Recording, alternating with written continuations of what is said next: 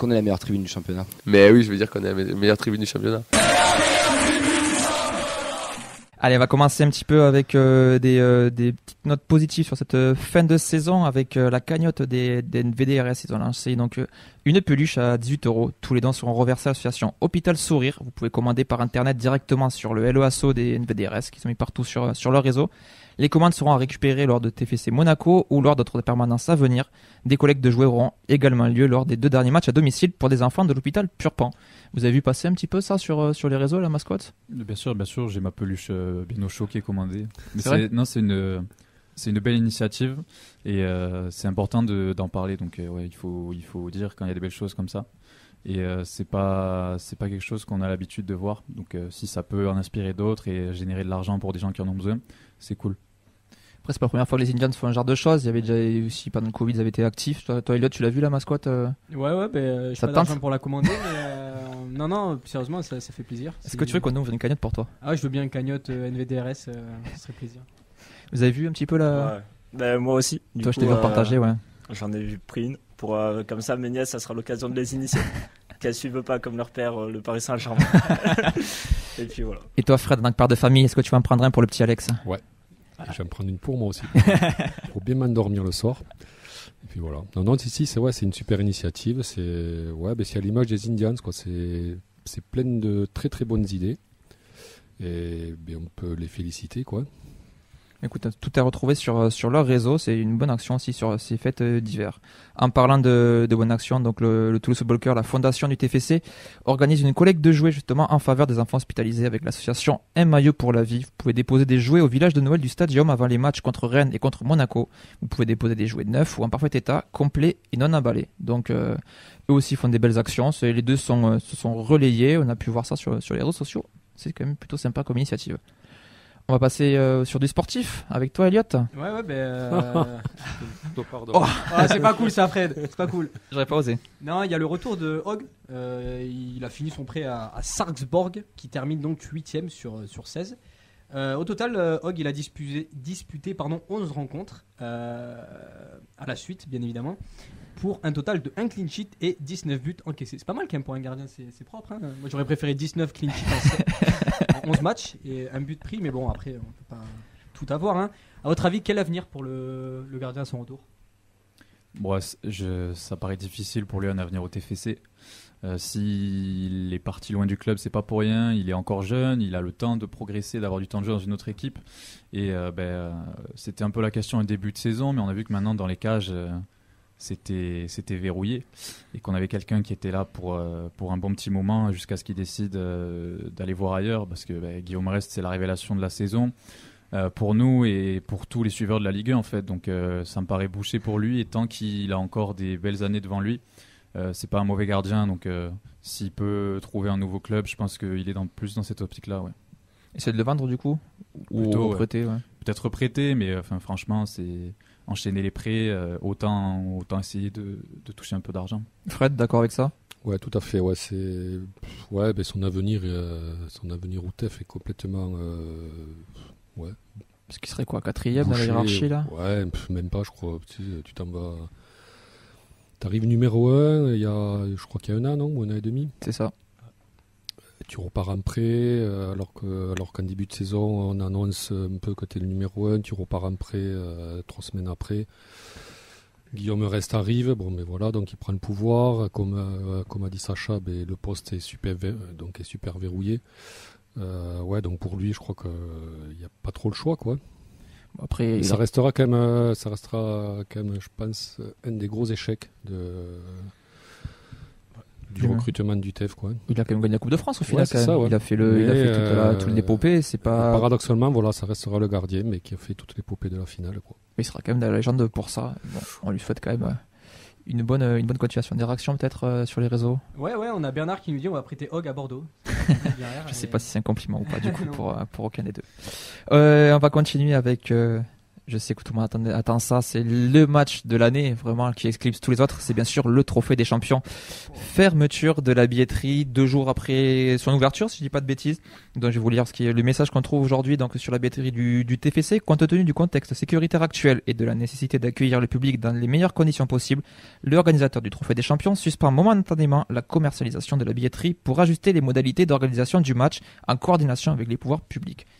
Traduction, on a lancé les trucs, on n'a pas eu le temps de faire ça comme il faut et finalement on va mettre ça sur pause pour voir comment on peut gérer ça. Est-ce que je vais lancer la question directe, est-ce qu'il faut boycotter ce genre de match? Est-ce qu'on voit les supporters qui vont réellement réussir à s'organiser vu le contexte? La période aussi, c'est le 3 janvier. Est-ce qu'il ne faut pas, même à l'échelle du club, boycotter ce match pour toi, Sacha? Moi, la réponse c'est oui, franchement. Enfin, c'est un match... Tout le monde dit que c'est un trophée en bois, j'aime pas trop cette expression, mais c'est clairement le trophée qui attire le moins dans le foot français. Et quand on voit les conditions dans lesquelles c'est organisé là, ça relève de l'amateurisme. Moi, je suis admiratif. C'est-à-dire que là, on avait lancé la billetterie et je me disais, c'est pas possible de s'enfoncer encore plus. Et finalement, ils y arrivent. Donc, on n'est plus un rebondissement près. Et franchement, quand on voit la manière dont c'est fait, c'est quand même c'est assez chaud, quoi. Donc, pour moi, je n'y serai pas et j'encourage les gens à venir au Danube regarder le match plutôt que d'aller à Paris en milieu de semaine juste après le Nouvel An alors qu'on sera tous fatigués et qu'on n'est même pas sûr qu'il n'y ait pas une nouvelle dinguerie qui tombe d'ici là. Nolan, toi ton avis sur le trophée des champions? Moi c'est boycott aussi de mon côté. Puis en un mois c'est compliqué de s'organiser pour y aller, de trouver aussi financièrement les billets d'avion, de train, ça va augmenter d'ici là. Donc au final, ça sera sans moi non plus. Et il y en a beaucoup qui au final ont réservé pour y aller. Et si ça se trouve, ça sera tout simplement interdit aux Toulousains ou même aux Parisiens ou sous des... Oui, ils ne pourront pas mettre, ils pourront pas dire que c'est supporter parisien ou toulousain, voilà, mais bon, c'est le match à Paris, donc logiquement il y a quand même des Parisiens qui vont réussir. S'il y a tous les Parisiens qui ne sont pas supporters du PSG qui arrivent à se réunir dans un stade, chapeau.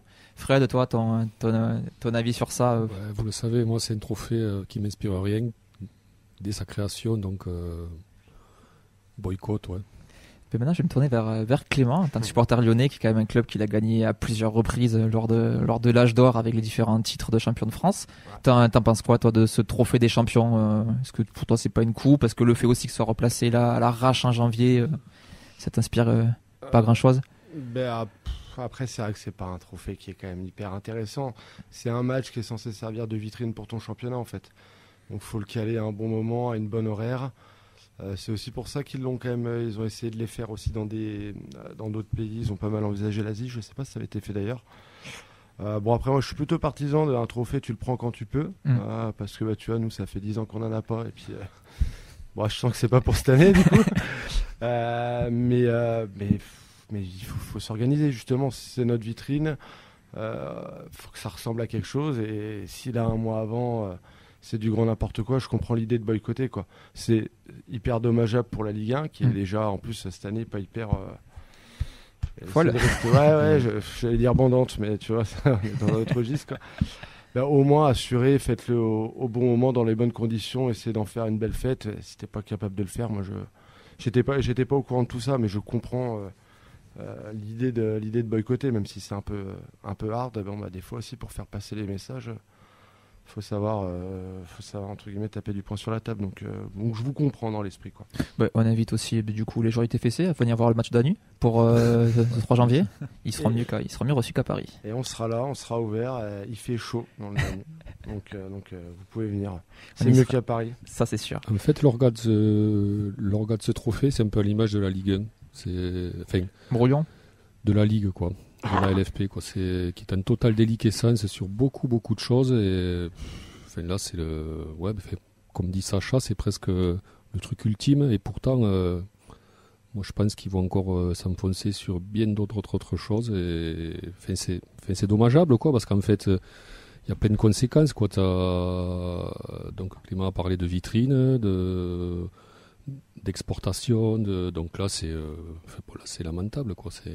En gros, il y a personne qui veut organiser ce trophée et on n'est même pas capable de l'organiser chez nous, quoi. Donc, on dirait qu'il y a un petit peu cette peur de l'annuler, quoi, limite.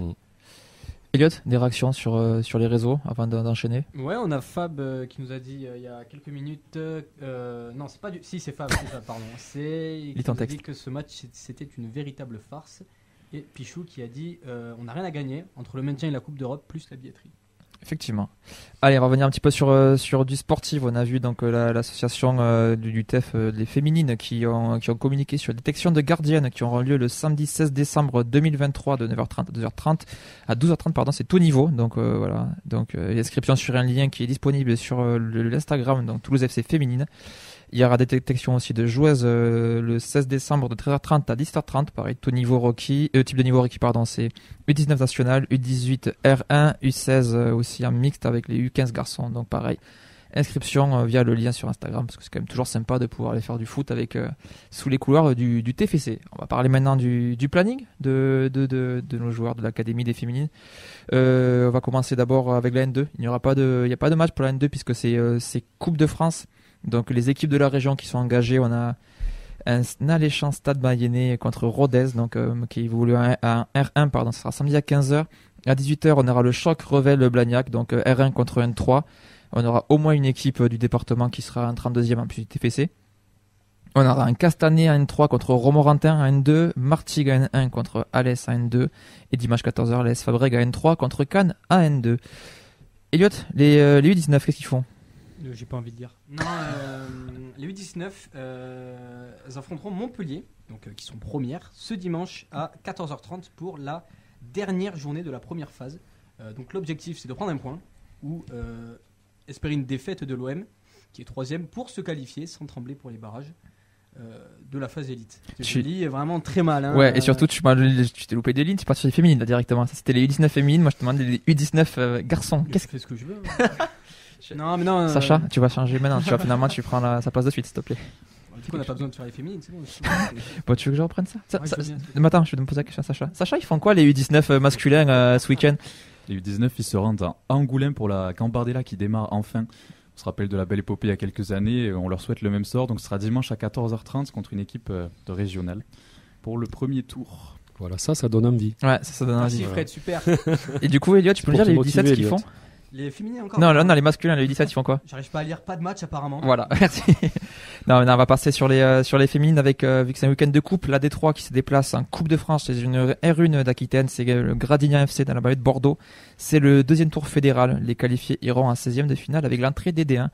Ça sera donc ce dimanche à 14h30. Et pour être complet avec les féminines, les U23, donc en Régional 1 Occitanie, se déplacent à Auch samedi à 20h. Donc les annonces à retrouver chaque vendredi sur tous nos réseaux et les résultats chaque lundi.